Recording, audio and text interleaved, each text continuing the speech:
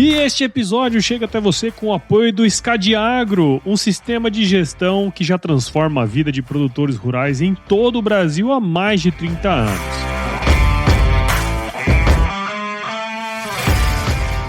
Imagine ter todas as informações financeiras, resultados das safras e obrigações fiscais com um único lançamento e em um único lugar. O Scadiagro permite que você visualize rapidamente diferentes aspectos da sua propriedade, otimizando a gestão econômica da fazenda. Com soluções adequadas a qualquer tamanho de propriedade, a Scadiagro garante um controle eficiente de todas as suas atividades, desde a entrada de pedidos ou notas de compra até a entrega dos contratos de venda, tudo de maneira 100% integrada. O compromisso da Scadiagro é com a eficácia das suas decisões e a sustentabilidade econômica do seu negócio, ajudando você a enfrentar os desafios do campo com confiança. E para se aprofundar ainda mais nesse tema, confira o podcast Gestão Rural, que é produzido em parceria com a Scadiagro, onde você encontrará conteúdos valiosos para aprimorar sua gestão no agro. Para saber mais sobre o Scadiagro e como ele pode ajudar sua propriedade, acesse www.scadiagro.com.br e descubra tudo o que essa parceria pode proporcionar para o seu sucesso no agro. Scadiagro, simplificando a gestão para o produtor rural.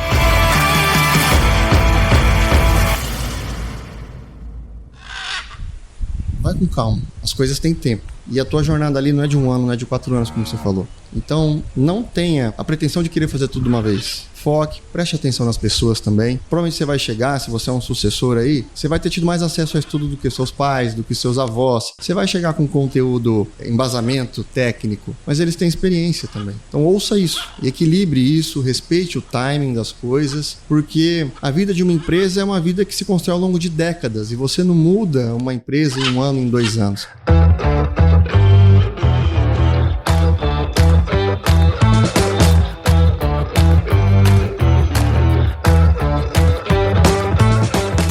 E aí, pessoa, tudo beleza? Estamos começando mais um episódio aqui do AgroResenha, diretamente da AgriShow, aqui no stand da Piscin, que gentilmente cedeu esse espaço aqui pra gente. A AgriShow, que é a maior feira do agronegócio da América Latina, na maior feira sempre estão as melhores pessoas, né? Então aqui é o lugar onde a gente encontra todo mundo e nada mais justo do que a gente poder conversar com essas pessoas, gravar aqui, tá certo? E nessa semana estou aqui com o Neto Colombo, que é diretor de operações na Indústrias Colombo, né? Você vai contar um pouco dessa história aí, né, cara? Muito obrigado por estar aqui com a gente e seja super bem-vindo ao AgroResenha Podcast. Obrigado, é um prazer estar aqui com vocês. Não, bom demais, cara. Ó, isso aqui é um café especial que nós estamos produzindo com um amigo nosso aqui de Franca, da família Zitelli. Fizemos uma collab aí do AgroResenha e é um cafezinho especial aí pra turma poder apreciar, cara. Esse é aquele drip coffee. Assim, legal, bacana. Com certeza, se Deus quiser, colhido com máquinas nossas. Né?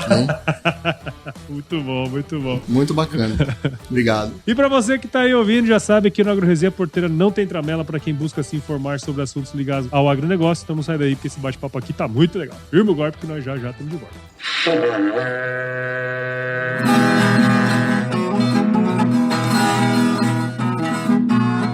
Você já deve ter ouvido a máxima de que é o olho do dono que engorda o boi, certo?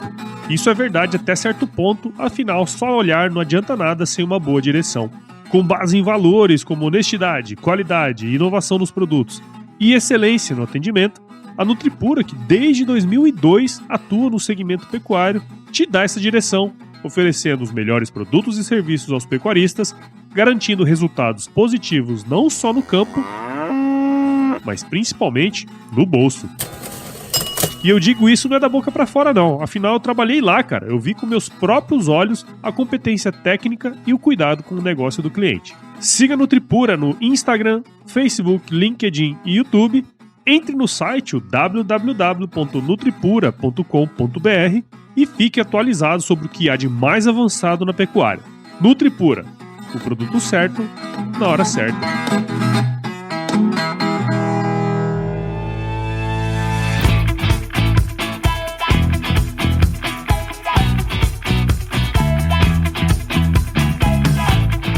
Muito bem, estamos aqui de volta. E Neto, pra gente começar essa resenha aqui, cara, conta um pouquinho da sua história aí pra gente, meu. O meu nome é Neto, sou diretor de operações da Colombo. A Colombo, pra quem não conhece, é uma empresa fabricante de máquinas e equipamentos agrícolas para colheita.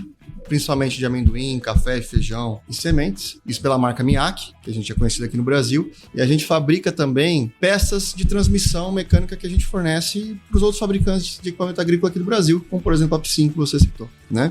Então nós temos esses dois negócios. Nós somos uma empresa de 52 anos, fica ali em Pindorama, interior de São Paulo, uma empresa familiar. Foi fundada pelo meu avô e os irmãos dele. Eu sou a terceira geração da família. E hoje estou como diretor de operações da empresa. Não, legal, cara. E inclusive essa história toda tá nesse livro aqui, né, cara? Conta um pouquinho disso aí. Esse livro aqui, que se chama 7 Gerações, ele foi escrito pelo meu avô, pelo Leonildo Colombo, e ele conta toda a história da família desde a imigração da Itália, né? E toda a trajetória da família no Brasil, onde chegou, onde trabalhou, as dificuldades que tiveram, né? As conquistas que tiveram, o nascimento da Colombo, o crescimento dela. Então foi um trabalho que meu avô fez ao longo de alguns anos, buscando documentos também, desde lá da Itália e por aqui, para contar essa história de 7 gerações da família, né? E qual foi a história que mais te impactou aí, cara, depois que você leu, velho? Olha... Porque assim, a gente convive com o nosso avô, a gente convive com o nosso pai, mas tem coisas que se não parar pra fazer isso aqui, a gente nunca vai ficar sabendo. A gente fica sabendo meio picado, assim, né? O que foi que mais te impactou aí, bicho? Olha, primeiro eu acho que todo mundo que chega nessa idade com essa história deveria escrever um livro desse. Porque esses caras colocam nesses livros lições que a gente não aprende na escola, né? Tem duas coisas aqui que me marcaram muito. Tem um capítulo que eu gosto muito, que é chamado de O Sequestro Romântico de Marina Genari, que é o capítulo que meu avô conta quando ele roubou minha avó para casar, né? Que era uma coisa que eu acho que era relativamente comum antigamente, né? Mas ele conta que ele foi lá à noite, embaixo da janela, e roubou ela, fugiram, casaram e depois voltaram, né? Então achei essa parte muito interessante. É uma história que eu nunca tinha ouvido, mas uma outra coisa que me marcou muito foram as dificuldades que eles passaram no início dessa jornada. A primeira máquina que eles fizeram ainda no sítio, ele não gosta de falar que eles eram produtores, eles eram camponeses, ali na região de Pindorama, né? Produtores muito pequenos que plantavam, entre outras coisas, amendoim, tudo na mão, né? Colhido na mão naquela época. Decidiram fazer uma máquina para colher esse amendoim. E a primeira máquina que eles fizeram, eles desmontaram o mangueirão lá de gado para usar madeira para fazer a primeira máquina. Não tinham parafuso, pegaram os pregos e abriram a rosca. Então eu falei, cara, a dificuldade que esses caras passaram para começar. E isso sempre me ajuda, assim, quando a gente vê as dificuldades do dia a dia, fala, cara, esses caras passaram por coisa muito pior, né? Não dá pra reclamar hoje. BI e não sei o que, IA, e os caras não tinham nem parafuso pra fazer a máquina, né? Sim, então, você me marcou muito. Cara, e é interessante, recentemente nós fizemos uma série, né, que chama Brasil que Produz. Me toca muito essas histórias, porque a vinda dessa turma, sei lá, década de 70, 80 pro Mato Grosso, por exemplo, que foi onde a gente foi lá. Cara, os caras abriram mato com machado, velho. Aí tem uma história lá, até de um primo meu, que eu tive o prazer de entrevistar. Eu falei assim, cara, chegava caminhões de machado. Imagina, cara, você abrir mato de machado. Cara, os homens eram forjados de uma outra maneira naquela época. Desbravadores, né? E saíam muitas vezes com 15, 16 anos de casa para fazer isso, né? E a gente tem clientes, amigos importantes ali na região central do Brasil também, que abriram essa picada, vamos dizer assim. E realmente os caras foram corajosos. E hoje, o pessoal olha só as pingas que estão tomando, os tombos que tomaram, a gente não vê às vezes, né? Normalmente é assim, viu? Normalmente é assim. Os caras me perguntam assim, nossa, mas você só faz podcast? E pra chegar até aqui, né? Só isso, você não trabalha, não? Mas legal, cara, muito bom. E você, cara? Bom, imagino que você tenha estado a vida toda envolvido no negócio aí, né? Mas como é que foi essa sua trajetória aí, cara? A empresa sempre foi um assunto dentro de casa, né? Com meu avô, com meu pai. De alguma maneira, sempre convivi com o negócio. Mas depois que eu cresci, eu optei, e meu pai e meu avô sempre apoiaram, sempre me direcionaram nesse caminho também, de estudar e trabalhar em outras empresas antes de vir para o negócio da família. E assim eu fiz. Então eu fui estudar em São Paulo, estudei administração em São Paulo, depois fiz uma pós em finanças lá também, trabalhei em algumas outras empresas, em outros setores e no agro também. E aí vim para a empresa em 2015, quando eu tinha 25 anos. Aí achei que estava na hora já de fato, começar no negócio da família. E aí que eu comecei minha jornada com a Colombo, de maneira profissional, concreta. Né? Sim. Porque esse tema, né, da sucessão familiar, tava até conversando hoje de manhã com um cara aqui da Max Case, né? E ele falava, né, assim, essa última década, vamos dizer assim, se falou muito sobre sucessão familiar nas fazendas, né? Uhum. E o que você vê hoje, acho que até a feira é um pouco do reflexo disso, você vê muita gente jovem vindo aqui, né? Quando você vai analisar o Brasil, o produtor brasileiro, o produtor de outros países, a média da idade do nosso produtor diminuiu, né? Tá um pouco menor do que a deles. Então foi feito um bom trabalho aí, né? E ele fala assim, cara, às vezes nós da empresa não fazemos um bom trabalho, porque Sim. a gente tá estimulando o nosso cliente, vamos dizer assim, a fazer uma boa sucessão, e a gente aqui às vezes não tem uma pessoa para nos substituir, né, cara? Como que vocês enxergam essa questão assim da sucessão dentro do negócio, né, que é uma indústria e tal? A gente olha para a sucessão dentro de um conjunto mais amplo da governança, né? Desde criança, com esse envolvimento que eu tinha de ouvir falar do negócio, sempre ouvi do meu pai, do meu avô, um dia você que vai tocar isso aqui, um dia você que vai tocar isso aqui. Mas nunca foi uma cobrança muito... Nunca foi uma exigência, foi mais uma convocação para continuar um legado que eu escolhi seguir, né? E se você escolhesse não seguir também, tava tudo bem por aí. Tranquilo.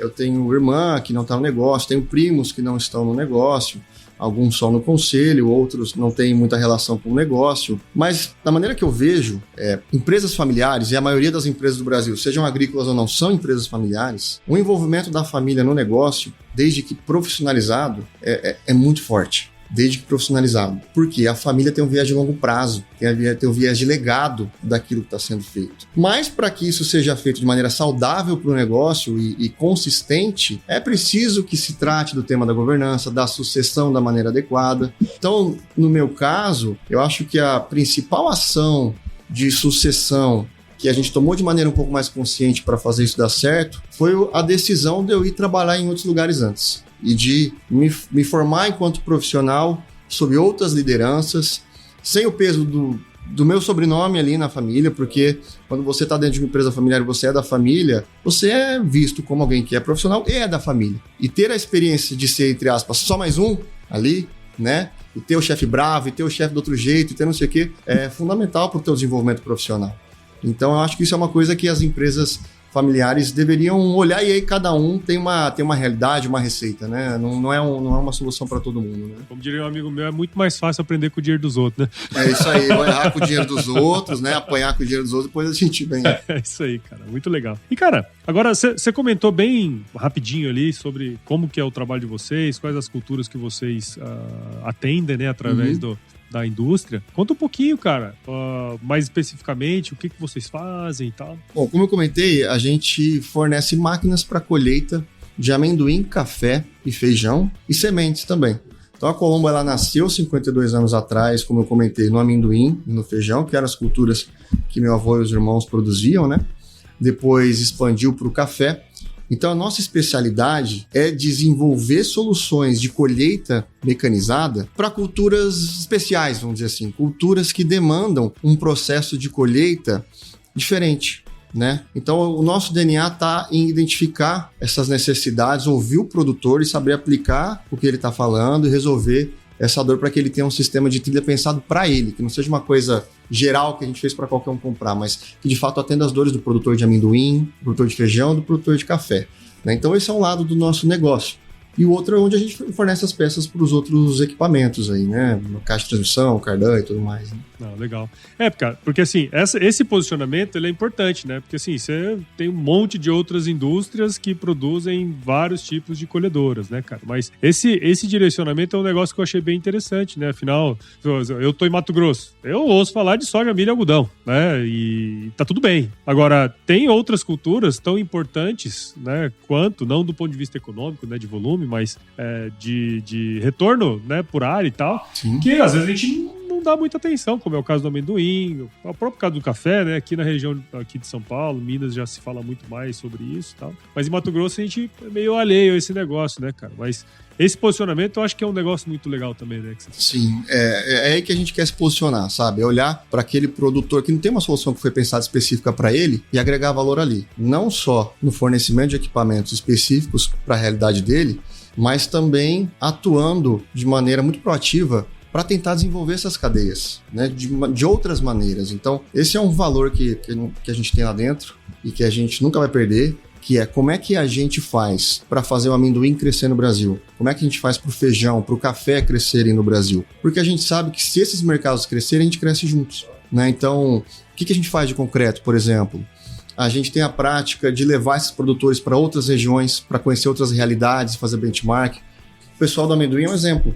A gente sempre leva produtores, pesquisadores, né, agentes da cadeia do amendoim para fazer benchmark lá nos Estados Unidos, Argentina, para trazer boas práticas para cá, desde o ponto de vista agronômico, até do ponto de vista de como se organizar enquanto cadeia, né? Isso vai fazendo toda a cadeia amadurecer e crescer, e com isso a gente cresce junto. E aí eu acho que esse é um valor intangível que a Colombo agrega, sabe? É se envolver com a cadeia de uma maneira mais profunda, não só como um fornecedor de máquina e ponto, acabou o meu papel. A gente quer contribuir com o crescimento daquela comunidade, daquela cadeia que a gente está inserido.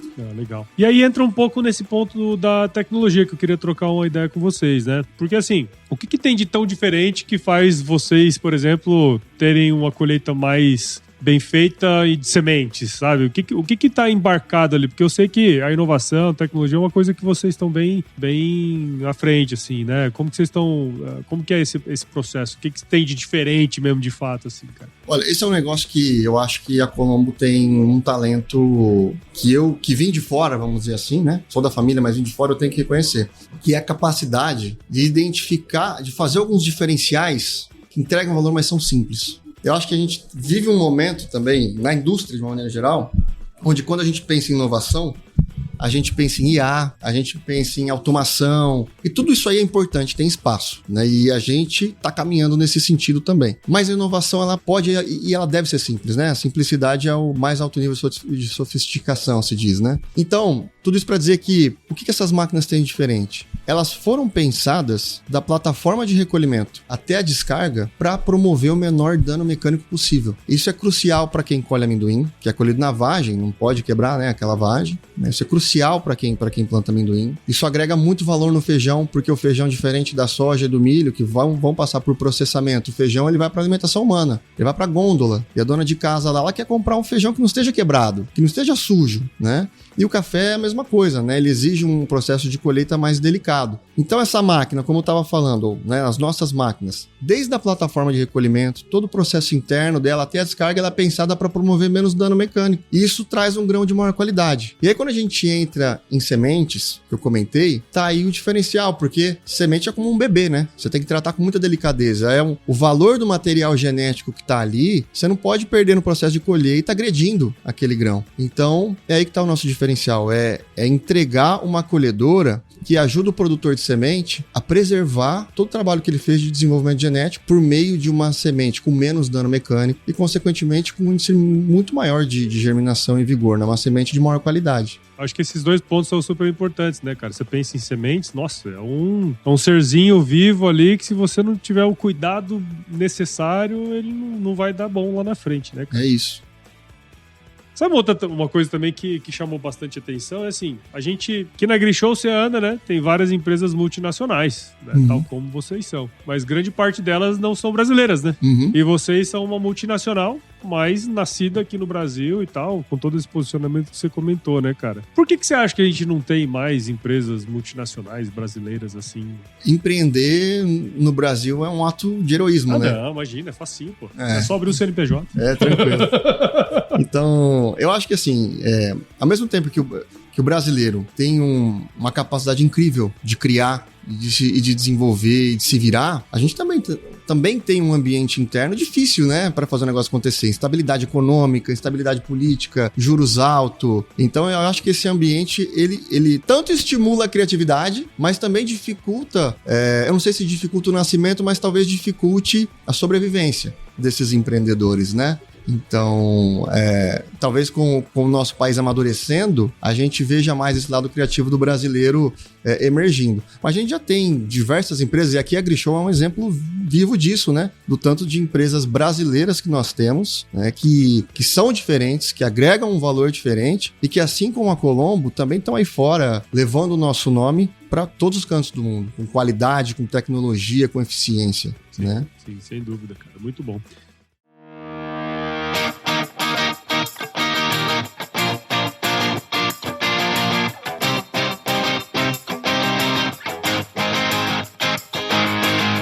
Cara, eu queria voltar ali um pouco naquele processo, né? Porque assim, você foi, né, trabalhar fora da empresa, da família lá, teve o seu momento ali de profissional. O que foi mais impactante para você na saída pro mercado e que você trouxe pro negócio, assim? Eu trabalhei antes em empresas com um altíssimo grau de governança. Trabalhei em empresas listadas na Bolsa, Novo Mercado, que é o mais alto nível de governança da Bolsa aí, e vim depois trabalhar numa empresa média familiar, onde a governança, no geral, não é tão alta, né? Os processos não são tão claros, os papéis e as responsabilidades não são tão claros.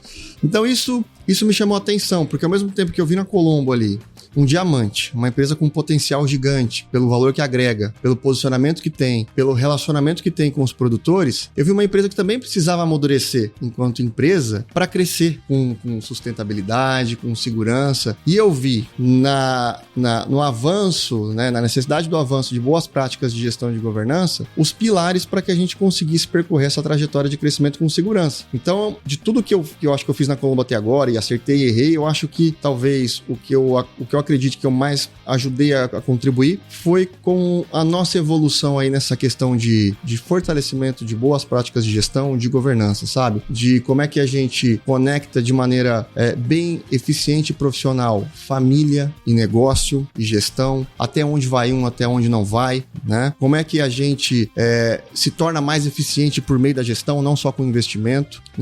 Essa tem sido um pouco a minha contribuição no negócio para que a gente continue crescendo nos próximos anos, né? Eu acho que uma empresa chega em um determinado estágio da vida e de tamanho que, se ela não olhar para essas coisas, só a inovação, só a ousadia, só a vontade de fazer não são suficientes. E você, do ponto de vista pessoal, assim, cara, qual que foi o principal aprendizado que você tá tendo aí ao longo desses anos? Tanto lá quando você saiu e voltou pra empresa, assim, como é que... Olha, talvez... Eu sou um cara muito, como a gente fala lá, eu sou um cara muito racional, acho que até por característica, né? Sim, sim. E uma coisa que eu aprendi muito com a Colombo, e aprendi muito com a minha vida também nesse horizonte, foi nesse horizonte que eu casei, foi nesse horizonte que eu tive filhos, foi nesse horizonte que eu me desenvolvi enquanto líder também, né? Cheguei na empresa, até então não tinha tido experiência de liderança.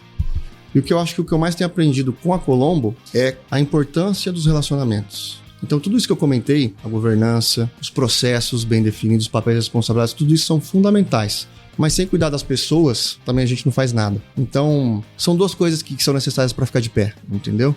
Então, essa importância dos relacionamentos, em cuidar da equipe, em desenvolver as pessoas que nós temos, sabe? Cara, e esse é um ponto complicado dentro do processo, né? Porque, assim, acho que é perceptível que você é um cara extremamente racional, né, cara? Uhum. E, às vezes, isso pode confundir, né? Uhum. E nós, como líderes, precisamos passar a mensagem e levar o que a gente gostaria que eles fizessem pra prosperidade do negócio, né? Sim. Porque, igual você comentou, o pensamento é a longo prazo, né? Eu não tô pensando em 4 anos como um político, né? E eu tô pensando em gerações, né? O que o meu neto, o que o meu bisneto vai colher de fruto disso aqui, né? E cada vez menos, assim, é muito difícil você ver empresas passarem da 4ª geração no Brasil, né, cara? Então é um processo importante, né, cara? Que você precisa sempre estar de olho, né, velho? Sim, e aí você vai aprendendo que pessoas também são diferentes. Então a maneira como você se relaciona com fulano é diferente da maneira como você se relaciona com ciclano, né? Se esse aqui é mais racional, a gente vai direto ao ponto. Se esse aqui precisa mais falar de como é que foi o final de semana, tudo mais,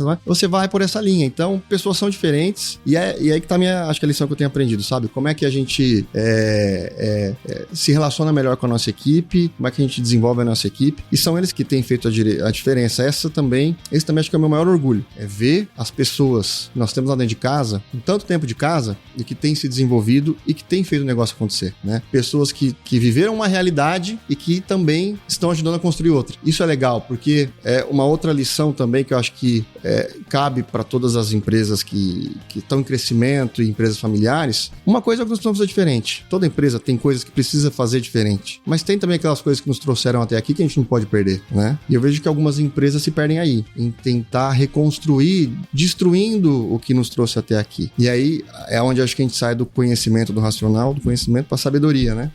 E aí, nesse sentido, um cara que me ajudou muito, inclusive, foi meu pai. É um cara mais experiente e tal, e me ajudou a aprender isso.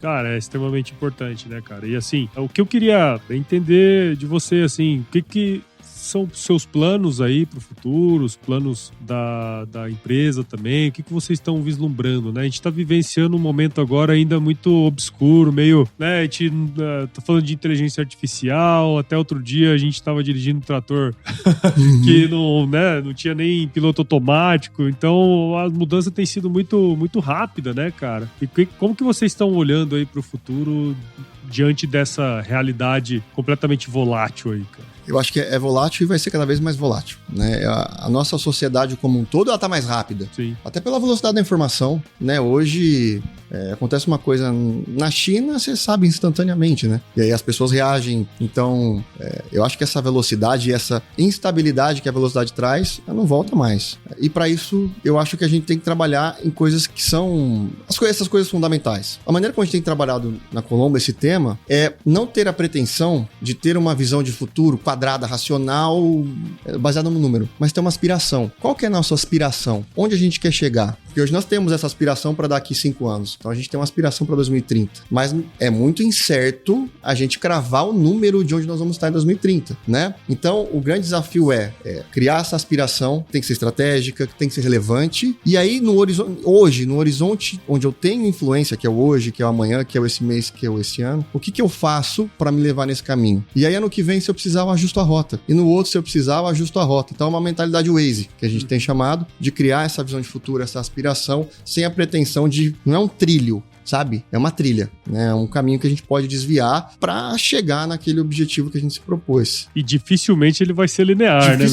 Dificilmente vai ser linear, né? Até porque o papel aceita tudo, o PowerPoint aceita tudo, mas a hora que você vai implementar, as coisas são diferentes. Então você precisa ter essa clareza de norte, essa aspiração mais estratégica, para você não se prender no como, mas ter consciência do porquê. E aí o como você vai mudando, né? Muito bom, cara, muito bom. E, cara, eventualmente a gente tá conversando aqui, vai ter meia dúzia de pessoas que vão estar ouvindo o que nós estamos conversando. Eu falo assim, cara, será que eu volto pra empresa? Sabe? Aquelas coisas assim. Sempre tem alguém que o que você fala encaixa como uma luva no momento que ele tá vivendo, né? A gente nunca sabe como que nós vamos impactar as pessoas que estão ali consumindo o que a gente tá fazendo aqui, né, cara? Mas se você fosse dar uma dica pro Neto Colombo, que entrou, vai falar, não, vou tomar a decisão de voltar lá pra empresa, cara. Que dica que você daria? Ou, enfim, acho que é mais ou menos esse caminho, assim, cara. E aí eu vou falar justamente pra esse cara, tá chegando numa empresa que ele tá sucedendo, por exemplo, né? Primeiro, vai com calma. As coisas têm tempo. E a tua jornada ali não é de 1 ano, não é de 4 anos, como você falou. Então, não tenha a pretensão de querer fazer tudo de uma vez. Foque, preste atenção nas pessoas também. Provavelmente você vai chegar, se você é um sucessor aí, você vai ter tido mais acesso a estudo do que seus pais, do que seus avós. Você vai chegar com conteúdo, embasamento técnico, mas eles têm experiência também. Então, ouça isso. Equilibre isso, respeite o timing das coisas, porque a vida de uma empresa é uma vida que se constrói ao longo de décadas e você não muda uma empresa em 1 ano, em 2 anos. Então, a dica que eu daria é: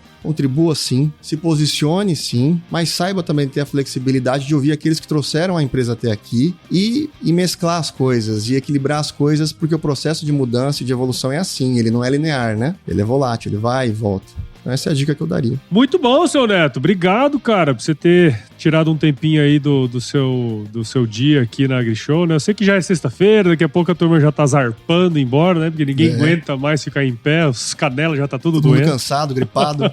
Mas, cara, obrigado de novo. Parabéns pelo trabalho que vocês têm desenvolvido aí, viu, velho? Eu que agradeço o convite e estou à disposição sempre que você quiser bater papo. É isso aí. E pra quem tá ouvindo a gente, cara, como é que a gente pode acompanhar o seu trabalho, enfim? Vocês podem seguir a gente nas mídias sociais, Indústrias Colombo, ou Miak, que é a nossa marca de máquinas, ou a Enco. Ou se quiserem também, pode me procurar lá, Leonildo Colombo Neto, tanto no LinkedIn como no Instagram, que a gente está à disposição para interagir com vocês lá. Muito bom, muito bom. Agora vamos para uma parte super importante desse podcast aqui, tá? Essas perguntas aqui não valeu de nada. Agora sim, é o nosso quiz. Vamos lá? Quiz! Prometo que não tem pegadinha. Deixa eu fazer uma pergunta, você responde a primeira coisa que vier à cabeça. Beleza? Vamos lá. Neto Colombo, qual que é a sua música antiga predileta, cara? Amargurado.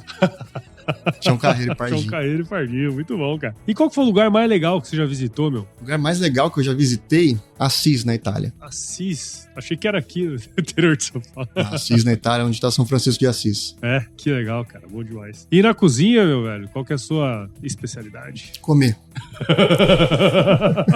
Nossa, cozinha uma água como ninguém, então, nossa, né? Sensacional, E, cara, eu sei que você já indicou esse livro aqui hoje, mas se você pudesse indicar um livro que de alguma maneira mudou a sua visão, que contribuiu pra você, cara, que livro você indicaria pra gente? Liderando Mudanças, do Kotler.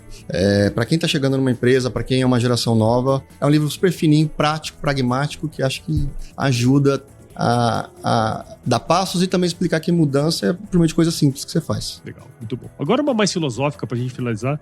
Se você se encontrasse com o seu eu de 17 anos hoje, qual seria o melhor conselho que você se daria, cara? Que eu me daria? De novo, para ter calma, para tentar equilibrar também vida pessoal e vida profissional. Às vezes isso é uma coisa que engole a gente, a vida profissional. Isso é uma luta constante e ainda é uma luta minha, né? Mas eu já falaria para ele, cara, já começa desde já. Tenta equilibrar o trabalho com o esporte, porque se você não tem saúde, você não consegue performar. E se a tua cabeça não tá bem, você também não consegue performar. Então leve em consideração que o teu futuro não depende só do estudo, não depende só do trabalho, mas depende do teu bem-estar também. Isso aí, cara. Os gurus dizem que a sequência é saúde, família e trabalho, né? Nem sempre é fácil equilibrar tudo isso, né? Nem sempre é fácil equilibrar, exatamente, cara. Muito bom. E pra você que viu ou ouviu esse episódio até agora, a gente tá transmitindo também lá no nosso canal do YouTube essa conversa. Tenho certeza que você viu o valor dessa conversa minha aqui com o Neto, então considere compartilhar esse episódio com alguém que vai se beneficiar desse conteúdo. O podcast, ele cresce na medida que você participa com a gente desse processo, então siga o Agro Resenha em todos os agregadores de podcast, Spotify, Deezer, Apple Podcasts. Siga a gente lá nas nossas redes sociais também, é só buscar por @agroresenha no Instagram, no Facebook, no LinkedIn e no X. Visite o nosso site lá, cara. Lá você vai conseguir acessar o nosso canal do Telegram, nosso grupo de WhatsApp. Então é só acessar www.agroresenha.com.br.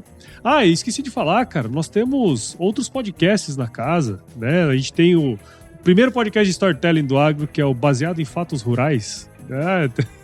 Tem o Brasil que Produz também, que é uma série itinerante. Tem o Agro em Pauta da Lígia Pedrini. Tem o Agro e Tech do Lucas Ordonha. Então tem vários podcasts aí, você pode curtir todos eles aqui no Agro Resenha. E escreva para contato@agroresenha.com.br se você quiser mandar sugestão de entrevistados, mandar um oi aí pra gente. A gente adora receber ois, certo? Neto, mais uma vez, eu sempre finalizo aqui, cara, os nossos episódios com uma frase de muita sabedoria. É o seguinte: se chover não precisa molhar a horta não, tá bom? Obrigado pelo convite. Cara. Valeu mesmo.